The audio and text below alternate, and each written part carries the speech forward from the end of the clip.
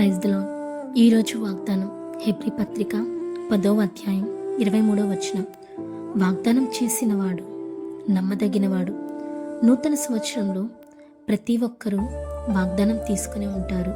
అయితే వాగ్దానం తీసుకున్న ప్రతి ఒక్కరూ 4 విషయాలు గుర్తుంచుకోండి. మొదటిగా, యేసుక్రీస్తుని విశ్వసించిన వారై ఉండాలి. నా దేవుడు నా జీవితంలో ఇచ్చిన వాగ్దానం నెరవేర్చగలడు అనే పూర్తి నమ్మకం కలిగి ఉండాలి. రెండవది, మారు మనసు లేని వారిలో వాగ్దానం నెరవేరదు. అందరూ వాగ్దానం తీస్తారు, నేను తీశాను, ఏమో ఈ వాగ్దానం నెరవేరిద్దో లేదో అని అనుకునే వారికి వాగ్దానం నెరవేరదు. మూడవది, దేవుడు నీకు ఇచ్చిన వాగ్దానం నెరవేర్పు కొరకు రోజు ప్రార్థన చేయాలి. ఆ వాగ్దానం నీ జీవితంలో నెరవేర్చులాగున నీ ప్రవర్తన, నీ నడవడిక సమస్తం సరిచేయమని అడగాలి. ఇక ఆఖరిది, ఓపికతో ఎదురు చూడాలి.